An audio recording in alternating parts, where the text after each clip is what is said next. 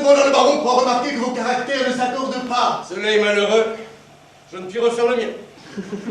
Rendez-vous par là ce mariage impossible. Je vous répète que je ne demande pas mieux que d'épouser Camille. Allez trouver le baron et dites-lui cela. Seigneur, je me retire pour votre cousine qui vient de se côté. Déjà levé, cousine?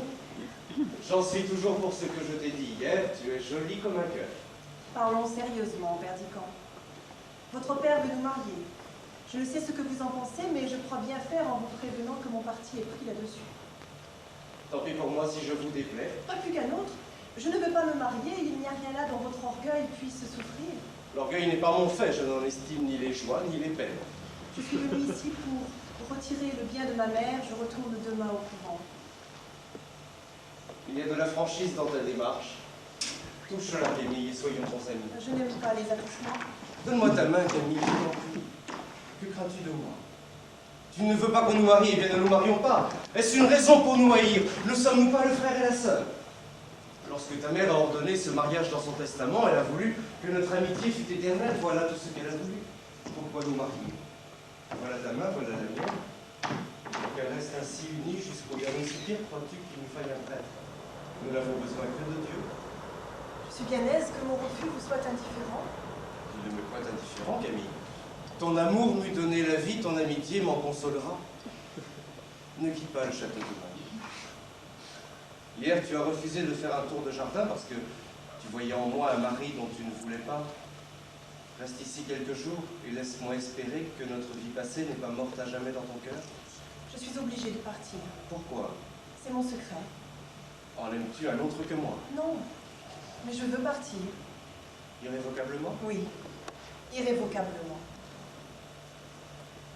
Bien, adieu. J'aurais voulu m'asseoir avec toi sous les marronniers du petit bois et causer de bonne amitié 1 heure ou 2, mais si cela te déplaît, n'en parlons plus.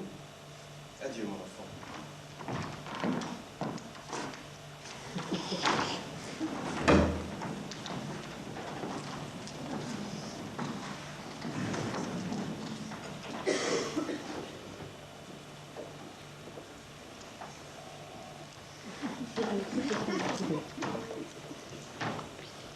Dame Pluche, tout est-il prêt? Partirons-nous demain? Mon tuteur a-t-il fini ses comptes? Oui, cher Colombe sans tâche. Il m'a traité de pécore. Hier au soir, je suis enchantée de partir. Tenez, voilà un mot d'écrit que vous porterez avant dîner de ma part à mon cousin Perdican. Seigneur Jésus, vous écrivez un bien homme. Ne dois-je pas être sa femme? Je puis bien écrire à mon fiancé. Le Seigneur Perdican sort d'ici.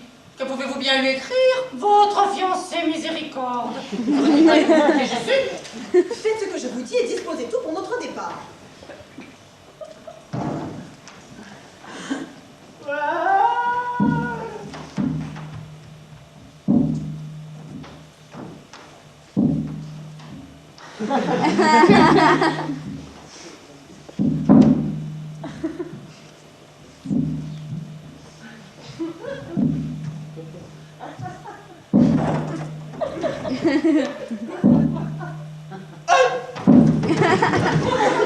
Cela est certain, on lui donnera encore aujourd'hui la place d'honneur. Cette chaise que j'ai occupée si longtemps à la droite du baron sera la proie du gouverneur.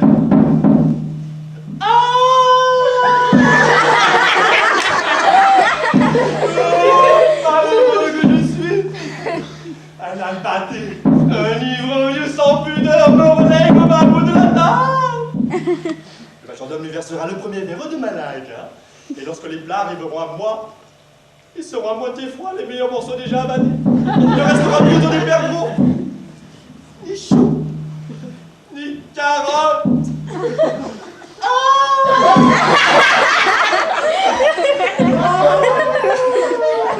Sainte Église catholique.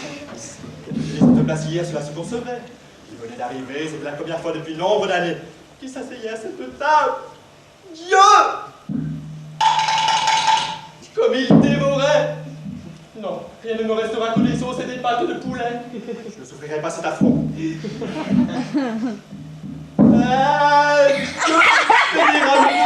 me suis renversé tant de fois, gorgé de vie suffisant. Dieu, bouteille cachetée, fumée sans pareil, devenaison que nous approche. Dieu, table splendide, noble salle à manger.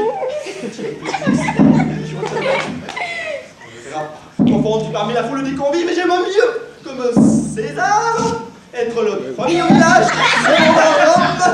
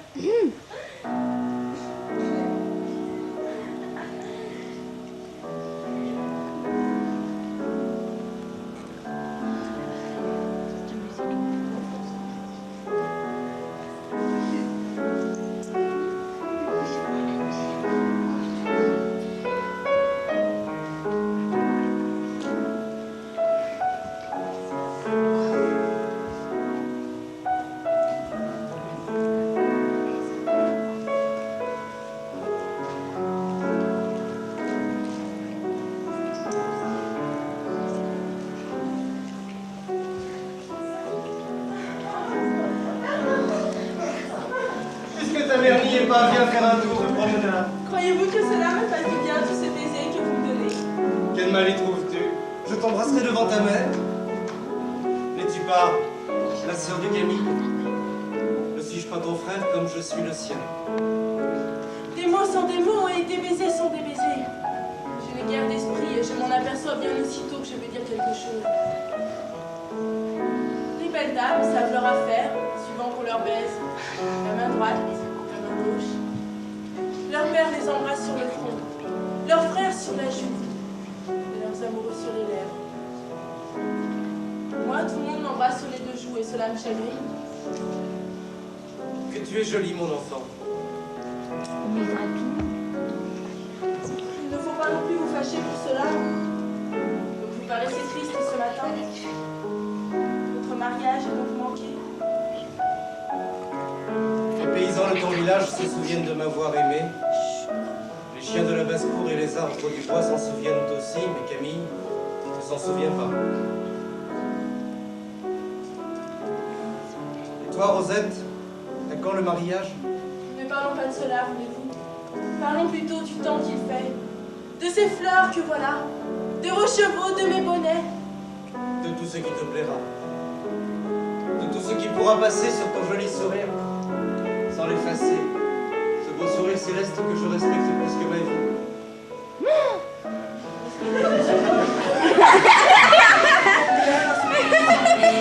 C'est pas la tuer.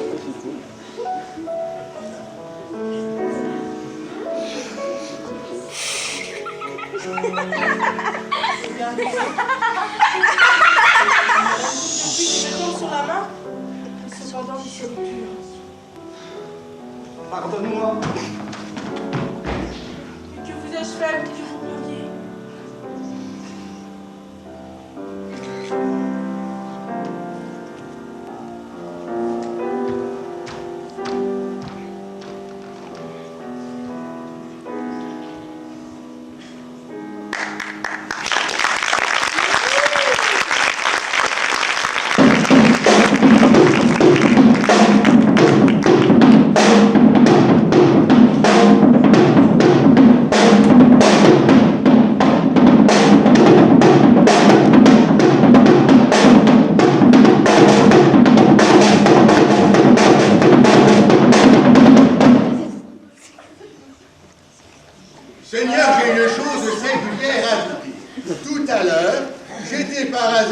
l'office, je veux dire dans la galerie, qu'aurais-je été faire dans l'office?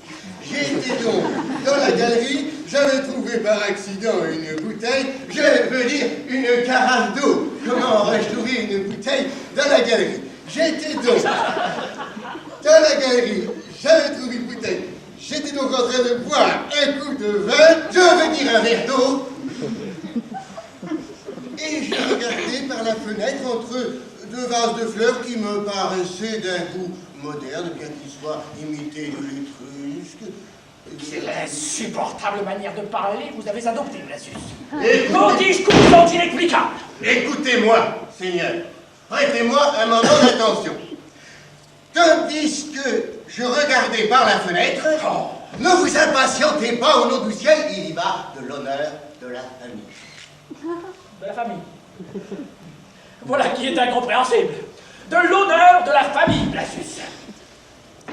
Mais savez-vous que nous sommes 37 mâles et presque autant de femmes, tant à Paris qu'en province.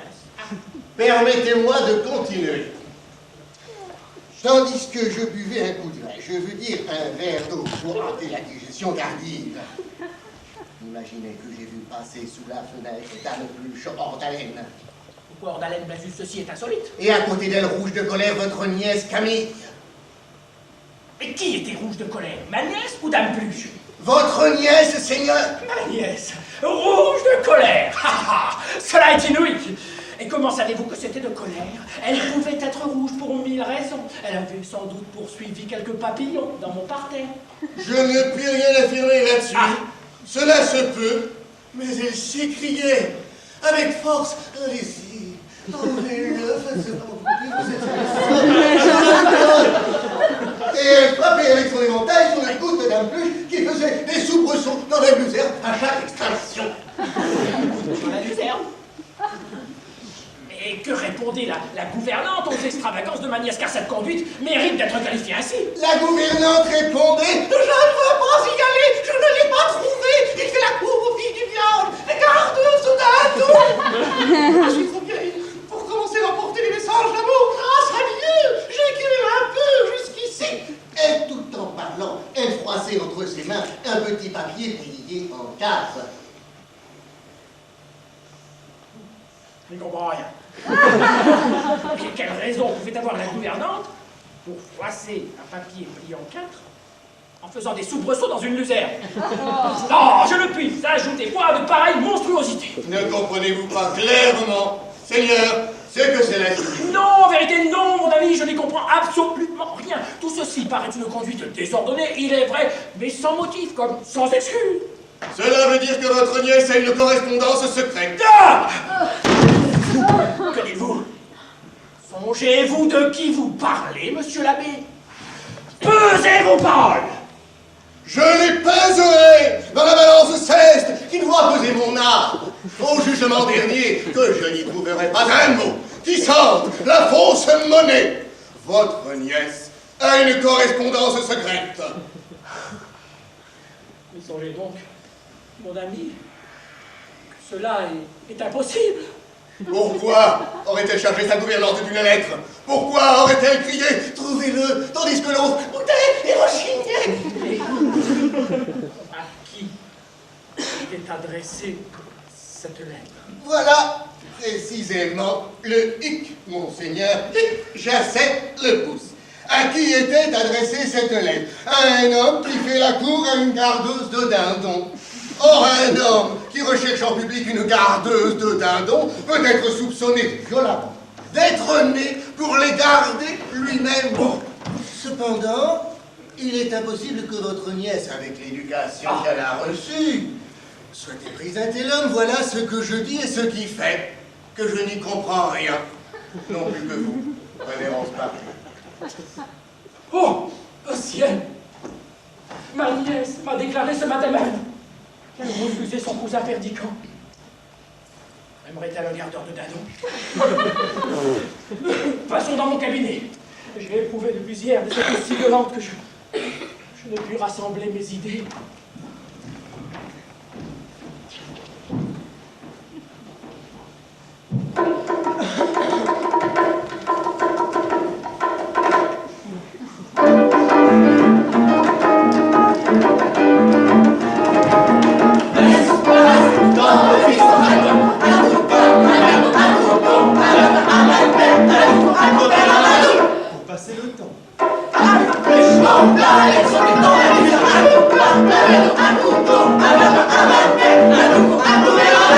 Conduite désordonnée.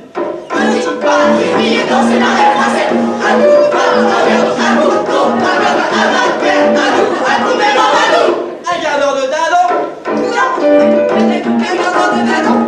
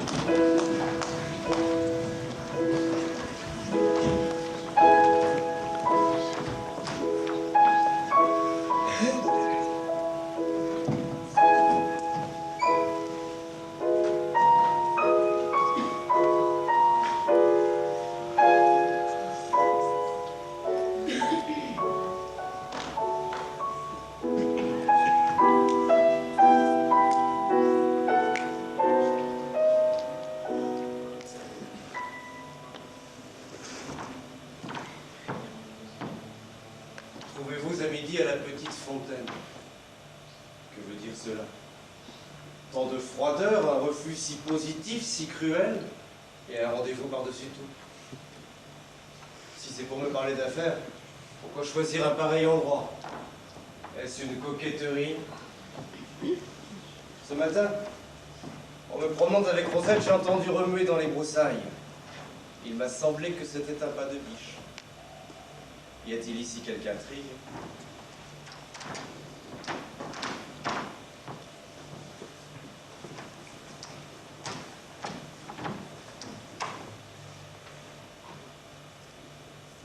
Bonjour, cousin. J'ai cru m'apercevoir, à tort ou à raison, que vous me quittiez tristement ce matin. Vous m'avez pris la main malgré moi, je viens vous demander de me donner la vôtre. Je vous ai refusé un baiser, le voilà. Maintenant, vous m'avez dit que vous seriez bien aise de poser de bonne amitié. Asseyez-vous là et causons. Avais-je fait un rêve ou en fais-je un autre en ce moment? Vous avez trouvé singulier de recevoir un billet de moi, n'est-ce pas? Je suis d'humeur changeante. Mais vous m'avez dit ce matin un mot très juste, puisque nous nous quittons nous bons amis. Vous ne savez pas la raison pour laquelle je pars, et je viens vous la dire. Je vais prendre le voile. Est-ce possible? Est-ce toi, Camille, que je vois dans cette fontaine assise sur les marguerites comme au jour d'autrefois? Oui, Perdican, c'est moi. Je viens revivre un quart d'heure de la vie passée. Je vous ai paru brusque et hautaine. Cela est tout simple, j'ai renoncé au monde. Cependant, avant de le quitter, je serais bien aise d'avoir votre avis. Trouvez-vous que j'ai raison de me faire religieuse? Ne m'interrogez pas là-dessus, car je ne me ferai jamais moine. Depuis près de 10 ans que nous avons vécu éloignés l'un de l'autre, vous avez commencé l'expérience de la vie. Je sais quel homme vous êtes. Et vous devez avoir appris beaucoup en peu de temps avec un cœur et un esprit comme les vôtres. Dites-moi, avez-vous eu des maîtresses? Pourquoi cela? Répondez-moi, je vous en prie, sans modestie et sans fatuité. J'en ai eu, Les avez-vous aimées? de tout mon cœur. Où sont-elles maintenant, le savez-vous? Voilà en vérité des questions singulières. Que voulez-vous que je vous dise? Je ne suis ni leur mari, ni leur frère, elles sont allées où on leur a semblé. Il doit nécessairement y en avoir une que vous ayez préférée aux autres. Combien de temps avez-vous aimé celle que vous avez aimée le mieux? Tu es une drôle de fille. Veux-tu te faire mon confesseur? C'est une grâce que je vous demande de me répondre sincèrement. Vous n'êtes point un libertin, et je crois que votre cœur a de la probité. Vous avez dû aspirer l'amour, car vous le méritez. Et vous ne vous seriez pas livré à un caprice. Répondez-moi, je vous en prie. Ma foi, je ne m'en souviens pas. Connaissez-vous un homme qui n'était né qu'une femme? Il y en a certainement. Et ça de vos amis, dites-moi son nom. Mais je n'ai pas de nom à vous dire, mais je crois qu'il y a des hommes capables de n'aimer qu'une fois. Combien de fois un honnête homme peut-il aimer? Veux-tu me faire réciter une litanie ou récites-tu toi-même un catéchisme? Je voudrais m'instruire et savoir si j'ai tort ou raison de me faire religieuse. Si je vous épousais, ne devriez-vous pas répondre avec franchise à toutes mes questions et me montrer votre cœur à nu? Je vous estime beaucoup et je vous crois par votre éducation et votre nature supérieure à beaucoup d'autres hommes. Je suis fâchée que vous ne vous souveniez pas de ce que je vous demande. Peut-être en vous connaissant mieux, je m'en hardirais. Où veux-tu en venir? Parle, je répondrai. Répondez donc à ma première question. Ai-je raison de rester au couvent? Non. Je ferais donc mieux de vous épouser. Oui. Il a pas dire non. Si le curé de votre paroisse soufflait sur un verre d'eau et vous disait que c'est un verre de vin, le boiriez-vous comme tel? Non. Si le curé de votre paroisse soufflait sur vous et me disait que vous m'aimerez toute votre vie, aurais-je raison de le croire? Oui. Et non. Que me conseilleriez-vous de faire le jour où je verrai que vous ne m'aimez plus? De prendre un amant. Et que ferais-je ensuite le jour où mon amant ne m'aimera plus? Tu en prendras un autre. Combien de temps cela durera-t-il? Jusqu'à ce que tes cheveux soient gris. Et alors les miens seront blancs. Savez-vous ce que c'est que les cloîtres, Père Dican? Vous êtes-vous jamais assis un jour entier sur le banc d'un monastère de femmes? Oui. Je m'y suis assis. J'ai pour amie une sœur qui n'a que 30 ans et qui a eu 500 000 livres de revenus à l'âge de 15 ans. C'est la plus belle et la plus noble créature qui ait marché sur terre. Elle était peyresse du Parlement et avait pour mari l'un des hommes les plus distingués de France. Aucune des nobles facultés humaines n'était restée sans culture en elle, et comme un arbrisseau d'une sève choisie, tous ces bourgeons avaient donné des ramures. Jamais l'amour et le bonheur ne poseront leur couronne fleurie sur un front plus beau. Son mari l'a trompée. Elle a aimé un autre homme et elle se meurt de désespoir. Cela est possible. Nous habitons la même cellule et j'ai passé des nuits entières à parler de ces malheurs qui sont presque devenus les miens. C'est singulier, n'est-ce pas? Je ne sais trop comment cela se fait. Quand elle me parlait de son mariage, quand elle me peignait d'abord l'ivresse de ses débuts, puis la tranquillité des autres, et comme enfin tout s'était envolé. Comme elle était assise le soir au coin du feu et lui auprès de la fenêtre, sans se dire un seul mot, comme leur amour avait langui, et comme tous leurs efforts pour se rapprocher n'aboutissaient qu'à des querelles, comme une figure étrangère est venue peu à peu se glisser entre eux, se placer dans leur souffrance. C'était moi que je voyais agir tandis qu'elle parlait. Quand elle disait « Là, j'ai été heureuse, mon cœur bondissait !» Puis quand elle ajoutait « Là, j'ai pleuré, mes larmes coulaient. » Mais figurez-vous, quelque chose de plus singulier encore. J'avais fini par me créer une vie imaginaire. Cela a duré 4 ans. Il est inutile de vous dire par combien de réflexions, de retours sur moi-même tout cela est venu. Et ce que je voudrais vous raconter comme une curiosité, c'est que tous les récits de Louise, toutes les fictions de mes rêves, portaient votre ressemblance. Ma ressemblance? À moi? Oui. Cela est naturel. Vous étiez le seul homme que j'eusse connu. En vérité, je vous ai aimé, Père Dican. Quel âge as-tu, Camille? 18 ans. Continue. Continue, j'écoute. Il y a 200 femmes dans notre monastère. Un petit nombre de ces femmes ne connaîtra jamais la vie. Et tout le reste attend la mort. Plus d'une parmi elles sont sorties du monastère comme j'en sors aujourd'hui, vierges et pleines d'espérance. Elles sont revenues peu de temps après, vieilles et désolées. Tous les jours, il en meurt dans nos dortoirs. Et tous les jours, il en vient de nouvelles, prendre la place des mortes sur les matelas de crin. Les étrangers qui nous visitent admirent le calme et l'ordre de la maison. Ils regardent attentivement la blancheur de nos voiles, mais ils se demandent pourquoi nous les rabaissons sur nos yeux. Pensez-vous de ces femmes, Père Dican? Ont-elles tort ou ont-elles raison? Je n'en sais rien. Il s'en est trouvé quelques-unes qui me conseillent de rester vierge. Je suis bien aise de vous consulter. Croyez-vous que ces femmes-là auraient le fait de prendre un amant et de me conseiller d'en faire autant? Je n'en sais rien. Mais vous aviez promis de me répondre. J'en suis dispensé tout naturellement. Je ne crois pas que ce soit toi qui parles. Cela se peut. Il doit y avoir dans toutes mes idées des choses très ridicules. Il se peut bien qu'on m'ait fait la leçon et que je ne sois qu'un perroquet mal appris.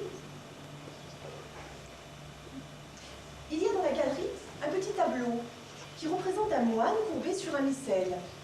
À travers les barreaux obscurs de sa cellule glisse un faible rayon de soleil et on aperçoit une locanda italienne devant laquelle danse un chevrier.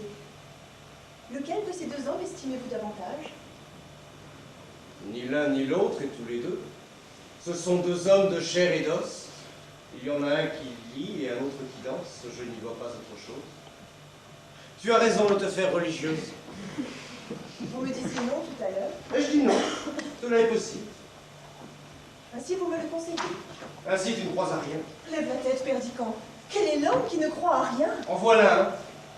Je ne crois pas à la vie immortelle. Ma sœur chérie, les religieuses qui ont donné leur expérience, mais crois-moi, ce n'est pas la tienne. Tu ne mourras pas sans aimer. Je veux aimer, mais je ne veux pas souffrir. Je veux aimer d'un amour éternel et faire des serments qui ne se violent pas. Voilà mon amant. Cet amant-là n'exclut pas les autres. Pour moi, du moins, il les exclura. Ne souriez pas, Perdicant. Il y a 10 ans que je ne vous ai vu, je pars demain. Dans 10 autres années, si nous nous revoyons, nous en reparlerons. J'ai voulu ne pas rester dans votre souvenir comme une froide statue, car la sensibilité mène au point où j'en suis. Écoutez-moi, retournez à la vie, et tant que vous serez heureux, tant que vous aimerez comme on peut aimer sur la terre, oubliez votre sœur Camille. Mais s'il vous arrive jamais d'être oublié, ou d'oublier vous-même, si l'ange de l'espérance vous abandonne, lorsque vous serez seul avec le vide dans le cœur, pensez à moi qui prierai pour vous. Tu es une orgueilleuse. Prends garde à toi. Pourquoi? Tu as 18 ans et tu ne crois pas à l'amour. Qui croyez-vous, vous qui parlez? Vous voilà tombé près de moi avec des genoux qui se sont usés sur les tapis de vos maîtresses et vous n'en savez plus les noms. Vous avez pleuré des larmes de joie et des larmes de désespoir. Mais vous saviez que l'eau des sources est plus constante que vos larmes et qu'elle serait toujours là pour laver vos paupières gonflées. Vous faites votre métier de jeune homme, mais vous souriez quand on vous parle de femmes désolées. Vous ne croyez pas qu'on puisse mourir d'amour, vous qui vivez, qui avez aimé, mais qu'est-ce donc que le monde? Il me semble que vous devez cordialement mépriser les femmes qui vous prennent telles que vous êtes et qui chassent leur dernier amant pour vous attirer dans leurs bras avec les baisers d'un autre sur les lèvres. Je vous demandais tout à l'heure si vous aviez aimé. Vous m'avez répondu comme un voyageur, à qui l'on demanderait s'il a été en Italie ou en Allemagne, qui dirait « Oui, j'y ai été », puis qui penserait aller en Suisse ou dans le premier pays venu, mais est-ce donc une monnaie que votre amour pour qu'il puisse passer ainsi de main en main jusqu'à la mort? Non, ce n'est pas même une monnaie, car la plus mince pièce d'or vaut mieux que vous, et dans quelques mains qu'elle passe, elle garde son effigie. Que tu es belle, Camille, lorsque tes yeux s'animent. Oui, je suis belle, je le sais. Les complimenteurs ne m'apprendront rien. La froide nonne qui coupera mes cheveux pâlira peut-être de sa mutilation. Mais ils ne se changeront pas en bas, les yeux en chaîne pour courir les boudoirs. Il n'en manquera pas un seul sur ma tête lorsque le fer y passera. Et quand le prêtre qui me bénira me mettra au doigt l'anneau d'or de mon époux céleste, la mèche de cheveux que je lui donnerai pourra lui servir de manteau. Tu es en colère, en vérité. Je lui tends de parler. J'ai la vie entière sur les lèvres. Oh, Perdicant, ne raillez pas, tout cela est triste à mourir. Pauvre enfant. Je te laisse dire et j'ai bien envie de te répondre un mot. Tu me parles d'une religieuse qui me semble avoir eu sur toi une influence funeste. Tu lui dis qu'elle a été trompée, qu'elle a trompé elle-même et qu'elle est désespérée. Es-tu sûr que si son mari ou son amant revenait lui tendre la main à travers la grille du parloir, elle ne lui tendrait pas la sienne? Es-tu sûr que si son mari ou son amant revenait lui dire de souffrir encore, elle répondrait non? Je le crois. Il y a 200 femmes dans ton monastère, et la plupart ont au fond du cœur des blessures profondes. Elles te les ont fait toucher. Tu t'es signé devant leurs cicatrices comme devant les plaies de Jésus. Et elles t'ont fait une place dans leur possession lugubre. Et tu te serres contre ces corps décharnés avec une crainte religieuse à chaque fois que tu vois passer un homme. Es-tu sûr que si l'homme qui passe était celui qui les a trompés, celui pour qui elles souffrent, celui qu'elles maudissent en priant Dieu, es-tu sûr qu'en le voyant, elles ne briseraient pas leurs chaînes pour courir à leur malheur passé et presser leur poitrine sanglante sur le poignard qui les a meurtris? Mon enfant, sais-tu les rêves de ces femmes qui te disent de ne pas rêver? Sais-tu quel nom elles murmurent quand les sanglots qui sortent de leurs lèvres font trembler l'hostie qu'on leur présente? Elles qui s'assoient près de toi avec leur tête branlante pour verser dans ton oreille leur vieillesse flétrie. Elles qui font sonner dans les ruines de ta jeunesse le tocsin de leur désespoir et qui font sentir à ton sang vermeil la fraîcheur de leur tombe. Sais-tu qui elles sont? Vous me faites peur. La colère vous prend aussi. Sais-tu ce que c'est que les nonnes, malheureuses filles? Elles qui te représentent l'amour des hommes comme un mensonge. Savent-elles qu'il y a pis encore? Le mensonge de l'amour divin. Savent-elles que c'est un crime qu'elles font de venir chuchoter à une vierge des paroles de femme? Comme elles t'ont fait la leçon. Comme j'avais prévu tout cela quand tu t'es arrêté devant le portrait de notre vieille tante. Tu voulais partir sans me serrer la main. Tu ne voulais revoir ni ce bois, ni cette pauvre petite fontaine qui nous regarde tout en larmes. Et le masque de plâtre que les nonnes t'ont placé sur les joues me refusait un baiser de frère. Mais ton cœur abattu, il a oublié sa leçon, lui qui ne sait pas lire. Tu es revenu t'asseoir dans l'herbe, nous voilà. Bien Camille, ces femmes ont bien parlé. Elles t'ont mise dans le vrai chemin. Il pourra m'en coûter le bonheur de ma vie, mais dis-leur cela de ma part, le ciel n'est pas pour elles. Mais pour moi, Misra. Adieu, Camille. Retourne à ton pouvoir. Et lorsqu'on te fera de ces récits hideux qui t'ont empoisonné, réponds ce que je vais te dire. Tous les hommes sont menteurs, inconstants, faux, bavards, hypocrites, orgueilleux ou lâches, méprisables et sensuels. Toutes les femmes sont perfides, artificieuses, vaniteuses, curieuses et dépravées. Le monde n'est qu'un égout sans fond où les phoques les plus informes rampent et se tordent sur des montagnes de fange. Mais il y a au monde une chose sainte et sublime. C'est l'union de deux de ces êtres si imparfaits et si affreux. On est souvent blessé en amour, souvent trompé, souvent malheureux, mais on aime. Et quand on est sur le bord de sa tombe, on se retourne pour regarder en arrière et on se dit « J'ai souffert souvent, je me suis trompé quelquefois, mais j'ai aimé. C'est moi qui ai vécu, et non pas un être factice, créé par mon orgueil et mon ennui. »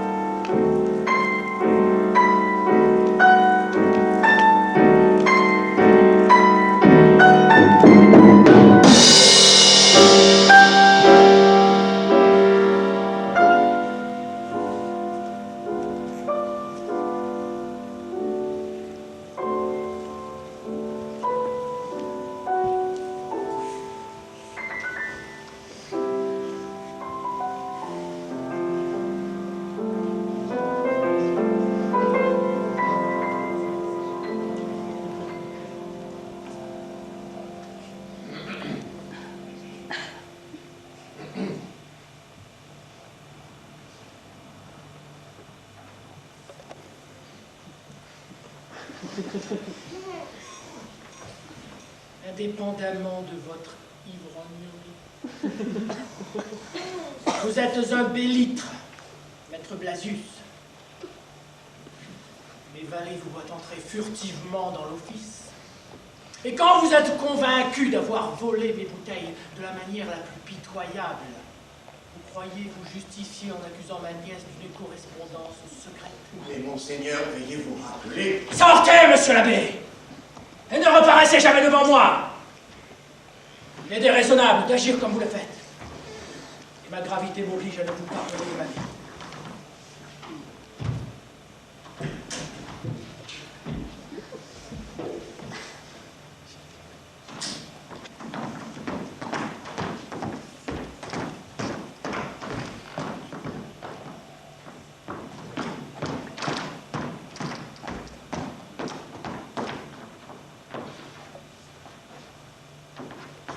Je voudrais bien savoir si je suis amoureux.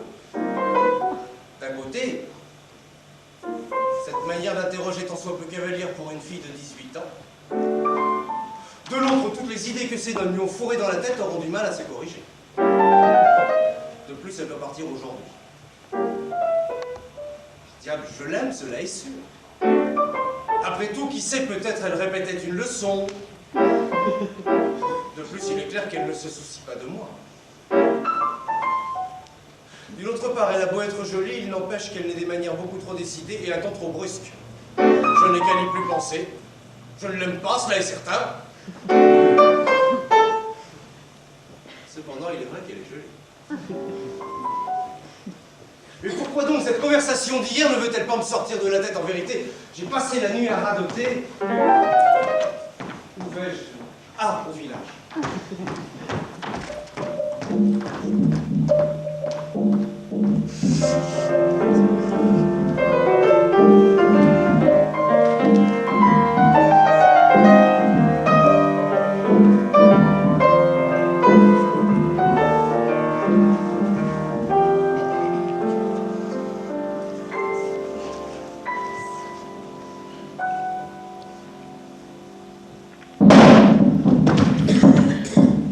Maintenant, hélas, mon ami dit, sont à table. Que mange-t-il? Que ne mange-t-il pas? J'ai vu la cuisinière traverser le village avec un énorme dindon, avec un panier de raisins. Mon disgrâce imprévue, me voilà chassé du château.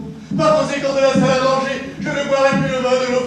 Je ne verrai plus fumer les plats. Je ne chaufferai plus au feu d'un noble cheminée pendant copieux.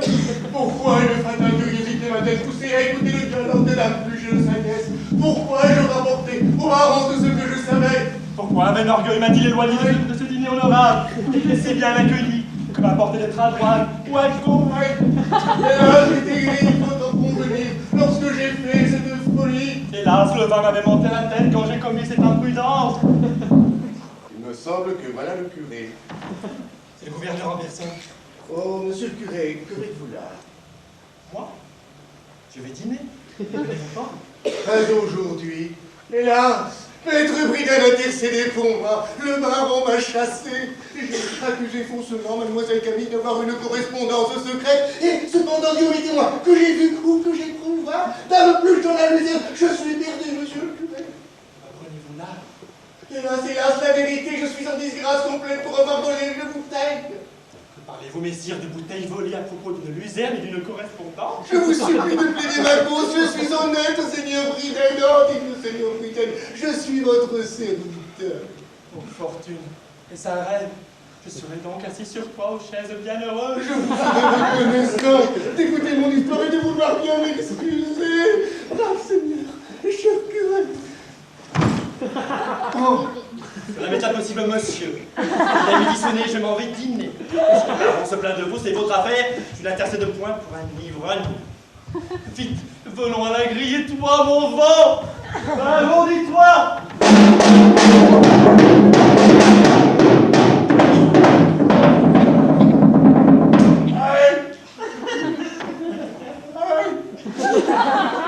Misérable pluche, c'est toi qui paieras pour tous. Oui, c'est toi qui es la cause de ma ruine. Femme déroutée, vie entre les deux, c'est à toi que je dois cette disgrâce.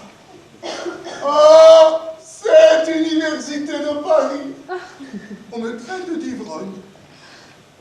Je suis perdu si je ne saisis une lettre et si je ne prouve au baron que sa nièce a une correspondance. Je l'ai vu ce matin écrire à son bureau.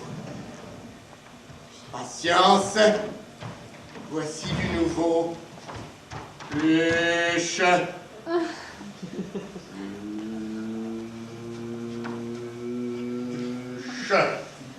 Pluche. Donnez-moi ce papier. Que signifie cela? C'est une lettre de ma maîtresse que je vais porter à la place au village.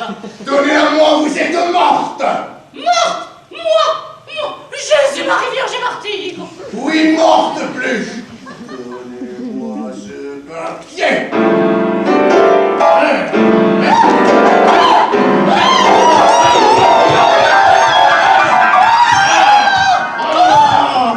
Mais qu'y a-t-il? Que faites-vous de la juge pour qu'on violenter cette femme? Il y en a plus la lettre de la Seigneur Justice. C'est une entremetteuse, Seigneur. Cette lettre est un billet doux. C'est une lettre de Camille, Seigneur, de votre fiancé. C'est un billet doux. Un gardeur de dindon. Tu en as menti, l'abbé, apprends cela de moi. Donnez-moi cette lettre. Je ne comprends rien à votre dispute. En qualité de fiancé de Camille, je me permets de la lire. À la sœur Louise au couvent de... Une maudite curiosité me saisit maintenant. Je ne sais ce que j'éprouve, mon cœur bat avec force. Retirez-vous, dame Pluche. Vous êtes une digne femme, et maître Blasius est un sot. Allez dîner.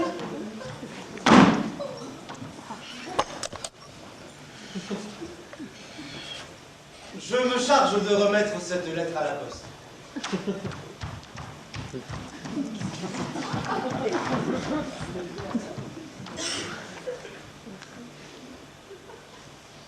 Que ce soit un crime d'ouvrir une lettre, je le sais trop bien pour le faire. Et que peut dire Camille à cette sœur? Quel empire a pris sur moi cette singulière fille pour que les 3 mots écrits sur cette adresse me fassent trembler d'un peur? Cela est singulier. Dame Pluche, en se débattant avec Blasius, a fait sauter le cachet. Est-ce un crime de rompre le pli? Non, je n'y changerai rien. Je pars aujourd'hui, ma chère, et tout est arrivé comme je l'avais prévu. C'est une terrible chose, mais ce pauvre jeune homme a le poignard dans le cœur. Il ne se consolera pas de m'avoir perdu. Cependant, j'ai fait tout au monde pour le dégoûter de moi. Dieu me pardonnera de l'avoir réduite au désespoir par mon refus. Hélas, ma chère, que pouvais-je y faire? Priez pour moi, nous nous reverrons demain et pour toujours. Tout à vous, du meilleur de mon âme, Camille. Est-il possible? Camille écrit cela. C'est de moi qu'elle parle ainsi. Moi, au désespoir de son refus. Et bon Dieu, si cela était vrai, on le verrait bien.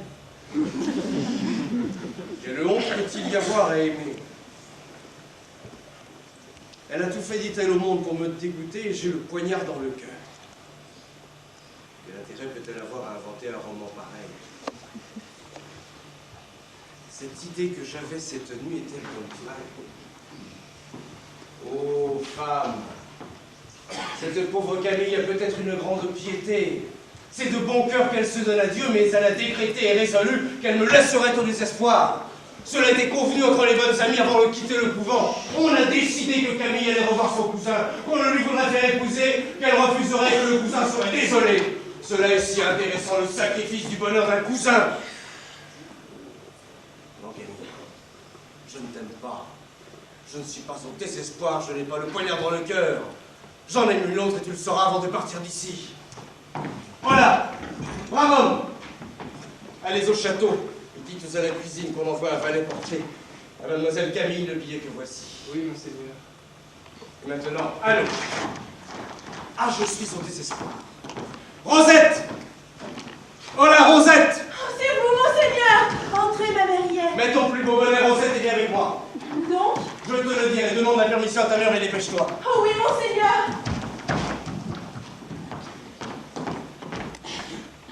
J'ai demandé un nouveau rendez-vous à Camille et je suis sûr qu'elle y viendra, mais par le ciel. Elle n'y trouvera pas ce qu'elle y comptera trouver. Je veux faire la cour à Rosette, devant Camille elle-même.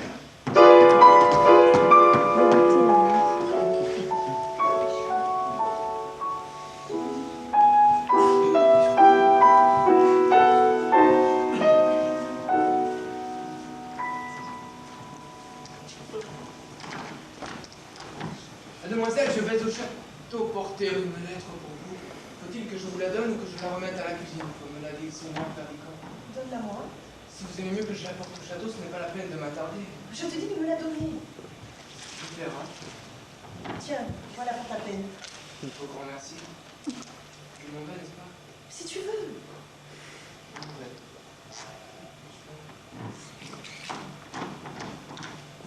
Perdican me demande de lui dire adieu avant de partir, près de la petite fontaine où je l'ai fait venir hier. Que peut-il avoir à me dire? Voilà justement la fontaine et je suis toute portée. Dois-je accorder ce second rendez-vous? Voilà Perdican qui approche avec Rosette. Je suppose qu'il va la quitter. Je suis bien aise de ne pas avoir l'air d'arriver la première.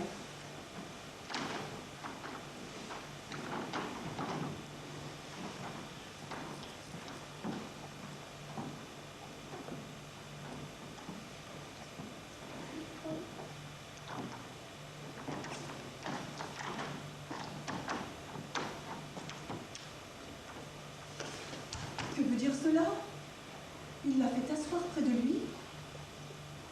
demande-t-il un rendez-vous pour y venir causer avec une autre? Je suis curieuse de savoir ce qu'il lui dit. Je t'aime, Rosette. Toi seul au monde, tu n'as rien oublié de nos jours passés. Toi seul, tu te souviens de la vie qui n'est plus. Prends ta part de la vie nouvelle. Donne-moi ton cœur, cher enfant. Voilà le gage de notre amour. Vous me donnez votre chaîne en or? Regarde à présent cette bague. Lève-toi et approchons-nous de cette fontaine. Nous vois-tu tous les deux dans la source, appuyés l'un sur l'autre? Vois-tu tes beaux yeux près des miens et ta main dans la mienne? Regarde tout cela s'effacer. Regarde comme notre image a disparu. Déjà, la voilà qui revient peu à peu. L'eau qui s'était troublée reprend son équilibre. Elle tremble encore. Le grand cercle noir court à sa surface, patience. Nous reparaissons. Déjà je distingue à nouveau tes bras enlacés dans les miens. Encore une minute et il n'y aura plus une ride sur ton joli sourire. Regarde. C'était une bague que m'avait donnée Camille. Il a jeté ma bague dans l'eau. Sais-tu ce que c'est que l'amour, Rosette? Écoute, le vent se tait. La pluie du matin roule en perles sur les feuilles séchées que le soleil ranime. Par la lumière du ciel, par le soleil que voilà, je t'aime. Tu veux bien de moi, n'est-ce pas? On n'a pas flétri ta jeunesse, on n'a pas infiltré dans ton sang vermeil des restes de sang affadi. Tu ne veux pas te faire religieuse? Te voilà jeune et belle dans les bras d'un jeune homme. Rosette, sais-tu ce que c'est que l'amour? Oh, hélas, monsieur le docteur, je vous aimerais comme je le pourrais. Oui, comme tu pourras, et bien mieux même. Tout docteur que je suis, toute paysanne que tu es, que c'est pas le statut fabriqué par les nonnes qui ont la tête à la place du cœur et qui sortent des cloîtres pour répandre dans la vie l'atmosphère humide de leurs cellules. Tu ne sais rien. Tu ne lirais pas dans un livre la prière que ta mère t'apprend comme elle l'a apprise de sa mère. Tu ne sais même pas le sens des paroles que tu répètes quand tu t'agenouilles au pied de ton lit, mais tu comprends bien que tu pries, c'est tout ce qu'il faut à Dieu. Vous me parlez, monseigneur? Tu ne sais pas lire, mais tu sais ce que disent ces bois et ces prairies, ces tièdes rivières, ces beaux champs couverts de moissons et toute cette nature splendide de jeunesse. Tu reconnais tous ces milliers de frères et moi pour l'un d'entre eux. Lève-toi, Rosette. Tu seras ma femme, et nous prendrons racine, ensemble, dans la sève du monde tout-puissant.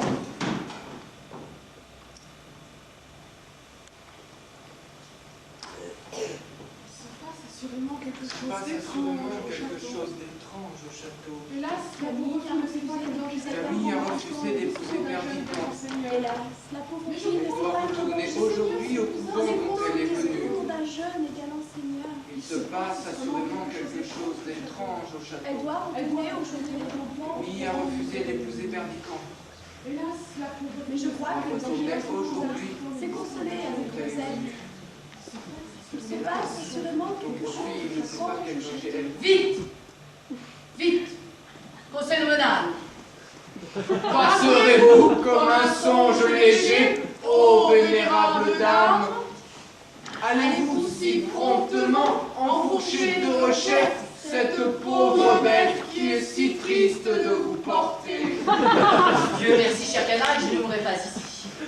Mourrez au loin, ai-je dit. Mourrez inconnus dans un caveau malsain. Nous ferons des vœux pour votre respectable résurrection. Voici ma maîtresse qui s'avance. Chère Camille, tout est prêt pour notre départ. Le baron a rendu ses comptes et mena les bâtis. Allez au diable, vous et votre âne.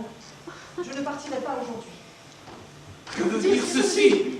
Dame bluche et pâle de terreur, ses faux cheveux tentent de se hérisser, sa poitrine siffle avec force, et ses doigts s'allongent dans ce crispant.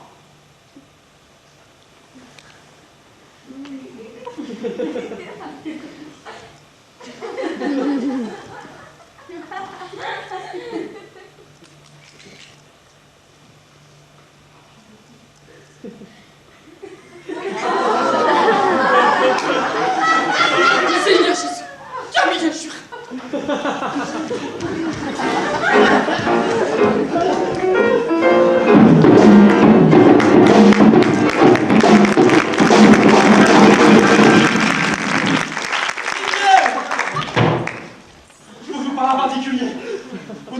la cour à une fille du village. Cela est impossible, mon ami. Je l'ai vu distinctement passer dans la bruyère en lui donnant le bras. Il se penchait à son oreille et lui promettait de l'épouser. Puis donc, cela est monstrueux. Soyez-en convaincus, il lui a fait un présent considérable que la petite a montré à sa mère. Oh, ciel considérable. En quoi considérable, Bridel? Pour le poids, pour la conséquence, c'est la chaîne d'or qu'il portait à son bonnet. Passons dans mon cabinet. Je ne sais à quoi m'en tenir.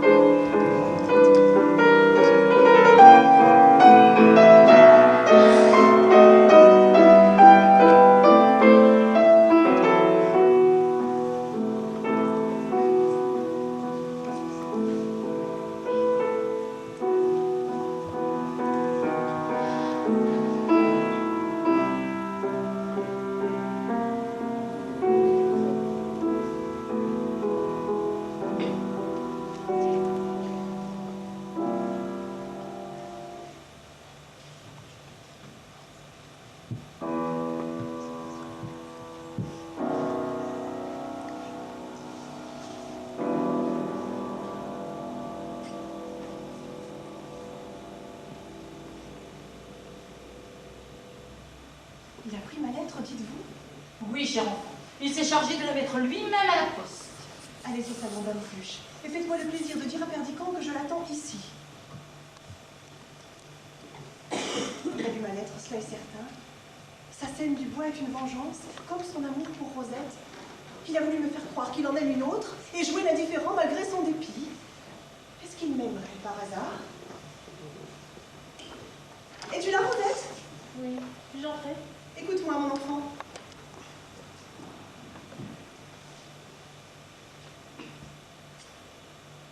Le seigneur Perdican ne te fait-il pas la cour? Hélas, oui. Que penses-tu de ce qu'il t'a dit ce matin? Ce matin? Où donc? Ne fais pas l'hypocrite. Ce matin, à la fontaine, dans le petit bois. Vous m'avez donc vue? Pauvre innocente. Non, je ne t'ai pas vue. Il t'a fait de beaux discours, n'est-ce pas? Gageons qu'il t'a promis de t'épouser. Comment le savez-vous? N'importe comment je le sais. Crois-tu à ses promesses, Rosette? Comment n'y croirais-je pas? Il me tromperait donc? Et pourquoi faire? Perdican ne t'épousera pas, mon enfant. Et là, je n'en sais rien. Tu l'aimes? Pauvre fille. Il ne t'épousera pas. Et la preuve, je vais te la donner. Rentre derrière ce rideau. Tu n'auras qu'à prêter l'oreille et à venir quand je t'appellerai.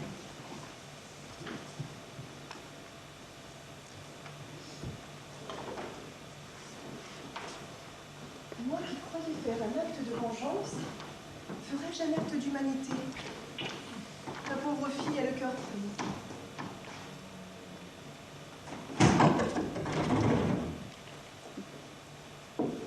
Bonjour, cousin. Asseyez-vous. Quelle toilette, Camille! À qui en voulez-vous? À vous, peut-être.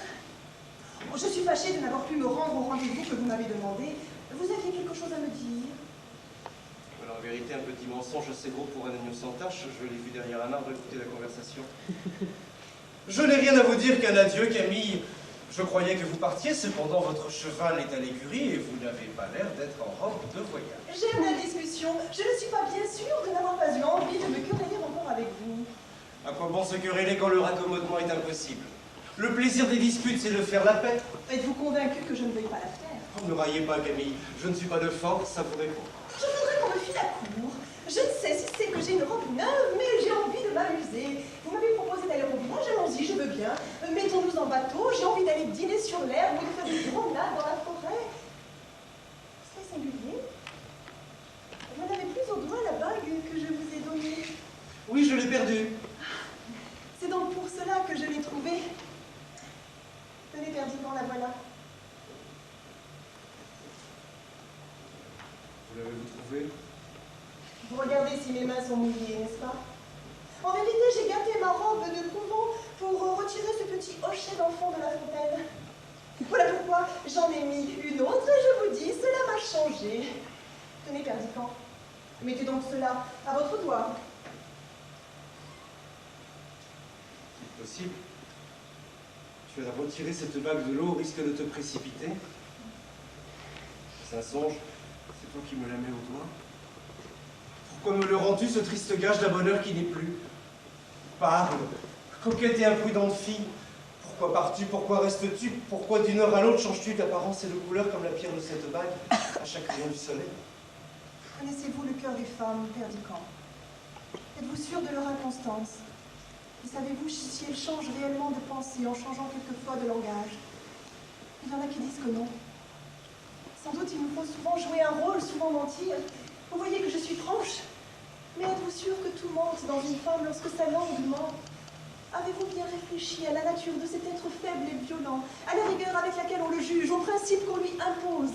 Et qui sait si forcé à tromper par le monde, la tête de ce petit être sans cervelle ne peut pas y prendre du plaisir et mentir quelquefois par passe-temps, par folie, comme elle ment par nécessité? Je n'entends rien à tout cela, et je ne mens jamais. Je t'aime, Camille. Voilà tout ce que je sais. Vous dites que vous m'aimez, et vous ne mentez jamais. Jamais. En voilà une qui dit pourtant que cela vous arrive quelquefois. Que répondrez-vous à cet enfant Perdicant lorsqu'elle vous demandera compte de vos paroles? Si vous ne mentez jamais, d'où bien qu'elle se soit évanouie en vous entendant me dire que vous m'aimez, je vous laisse avec elle, tâchez de la faire revenir. Un instant, Camille. Écoutez-moi. Que voulez-vous me dire? C'est à Rosette qu'il faut parler. Je ne vous aime pas, moi. Je n'ai pas été chercher par dépit cette malheureuse enfant au fond de sa chaumière pour en faire un appât, un jouet. Je n'ai pas répété imprudemment devant elle des paroles brûlantes adressées à une autre. Je n'ai pas faim de jeter au vent pour elle le souvenir d'une amitié chérie. Je ne lui ai pas mis ma chaîne au cou, je ne lui ai pas dit que je l'épouserais. Écoutez-moi. N'as-tu pas souri tout à l'heure, quand je t'ai dit que je n'avais pu me rendre à la fontaine? Eh bien oui, j'y étais. J'ai tout entendu. Mais Dieu m'en est témoin. Je ne voudrais pas y avoir parlé comme toi. Que feras-tu de cette fille-là quand elle viendra, avec ses baisers ardents sur les lèvres, te montrer en pleurant la blessure que tu lui as faite? Tu as voulu te venger de moi, n'est-ce pas, et me punir d'une lettre écrite à mon couvent. Tu as voulu me lancer à tout prix quelques traits qui pût m'atteindre, et tu comptais pour rien que ta flèche empoisonnée traversa cet enfant, pourvu qu'elle ne frappe pas derrière elle. Je m'étais vantée de t'avoir inspiré quelque amour, de te laisser quelques regrets. Cela t'a blessé dans ton noble orgueil. Eh bien, apprends-le de moi. Tu l'aimes, entends-tu? Mais tu épouseras cette fille ou tu n'es qu'un lâche. Oui, je l'épouserai. Et tu feras bien. Très bien, et beaucoup mieux qu'en t'épousant toi-même. Qu'y a-t-il, Camille, qui t'échauffe si fort? Cette pauvre fille est évanouie, nous la ferons bien revenir, il ne faut pour cela qu'un flacon de vinaigre. Tu as voulu me prouver que j'avais menti au moins une fois dans ma vie, cela est possible. Mais je te trouve hardi de décider à quel instant. Viens, et aide-moi à secourir Rosette.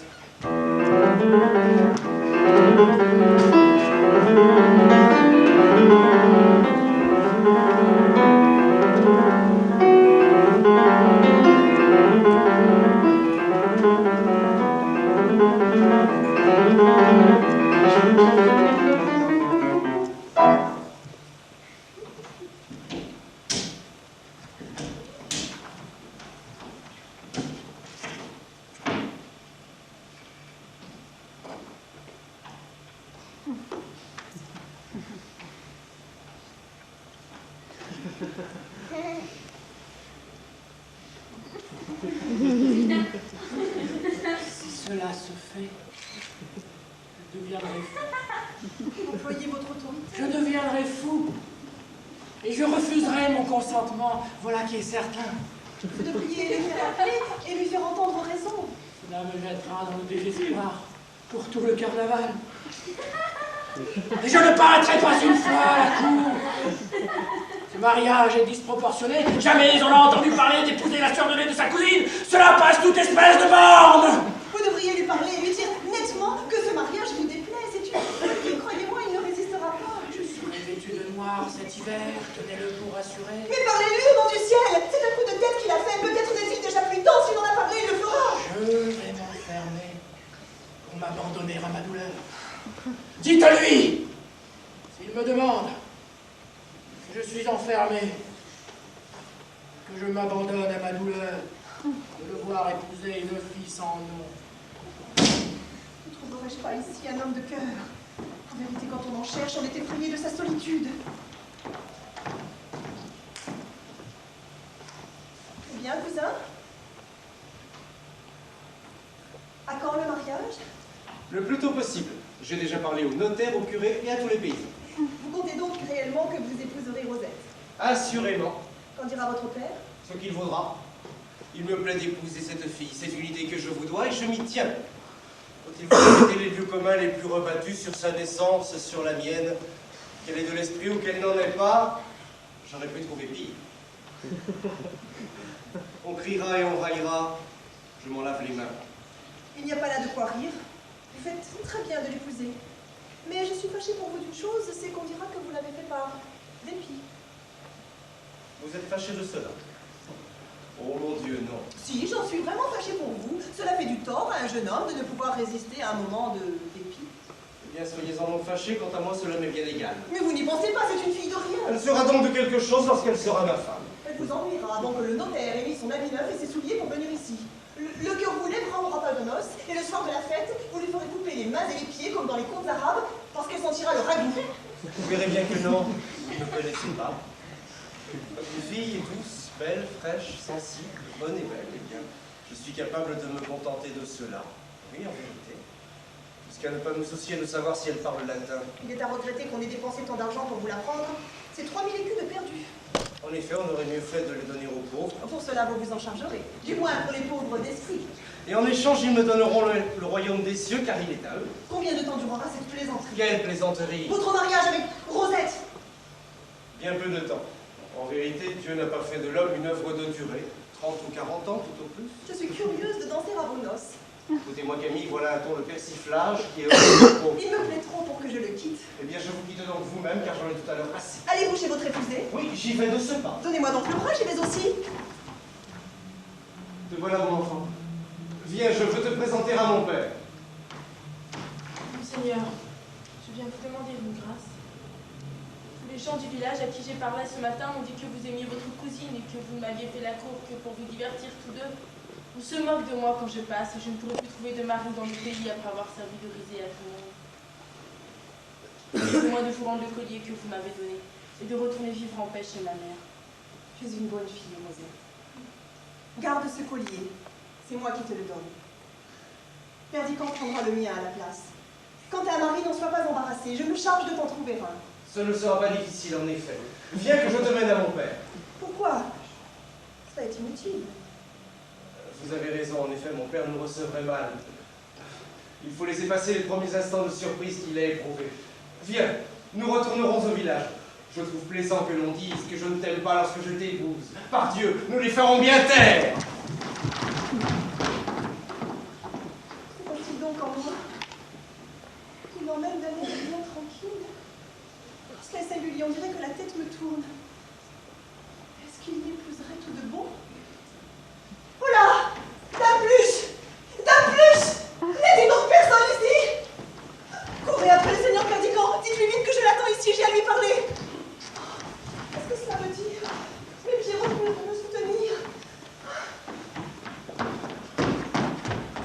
demandé. Camille. Non, non. Voilà pas la vérité. Vous m'avez rappelé pour me parler. Vous avez quelque chose à me dire. Non. Non, Seigneur Dieu.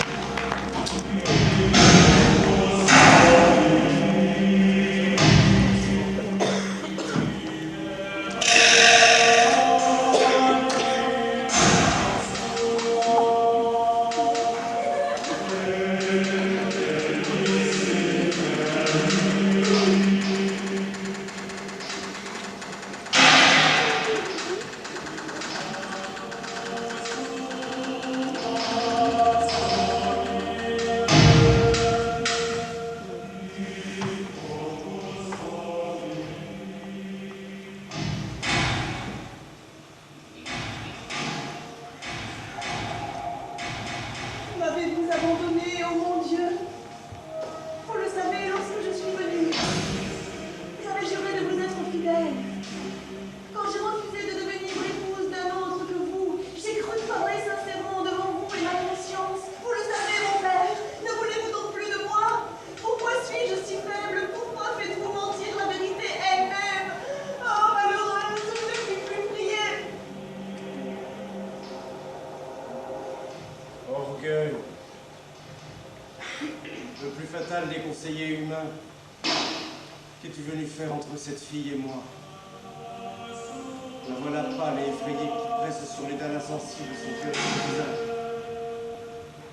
Elle aurait pu m'aimer. Nous étions nés l'un pour l'autre. Qu'es-tu venu faire sur nos lèvres, orgueil, lorsque nos mains les joindre? Qui m'a suivi? Qui parle sous cette voûte? Est-ce toi, Perdicant?